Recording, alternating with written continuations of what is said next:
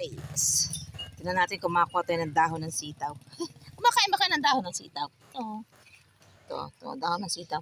Ilang puno lang to, pero no, maraming nagiging talbos. Ayan. Oops. Ayan. Ito tayo ng sitaw. Pandagdag ko to sa aking gulay ngayon. Kaya, pumuntas tayo. Ayan, dami pa dito. Oh.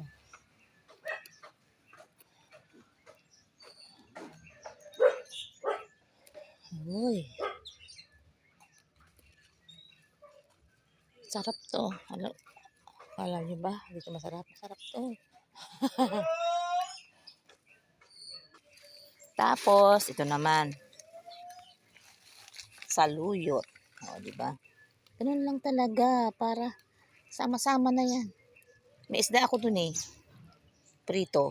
Kaya, ayan. Kuha na natin itong mga... Ano lang to? Mga tubo-tubo dito sa aking tabing bakod. Ayan. Oops.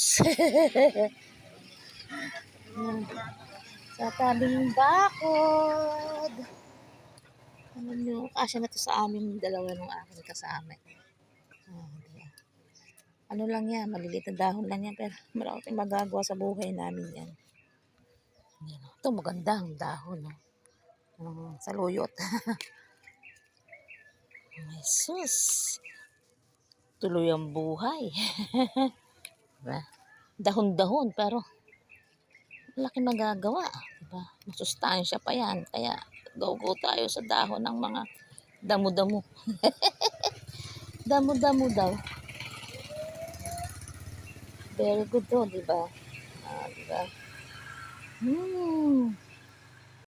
Tapos magdagdag tayo ng dahon ng malunggay. Konti lang. O yun, tataba ng malunggay. Ano ito? Ito yung mga buto. Hindi ito sanga. Buto ang itinanim ko dito. Oh, ilang puno kaya yan? Oh, isa, dalawa, tatlo, apat ang nabuhay. Na buto. Oh, diba? Ganyan lang ang buhay. Oh, nailigtasan natin ang pananghalian. Oh, diba? Ayan. Yan. Enough na yan. Oh, ayan na. Ang mga dahon. Ang mga dahon ng pinanguha ng lola. Oh, wow. Diba? Ang ganda. Ang ganda ng mga dahon. Oh, ipakita pa ako. Ayan. Yan yung mga tanim kong tanglad. Oh, noon. Ilang linggo na ba yung tanglad na yan? Pero ang kapal na. Maganda na ng tubo. Yan ang buhay ng lola. Good day.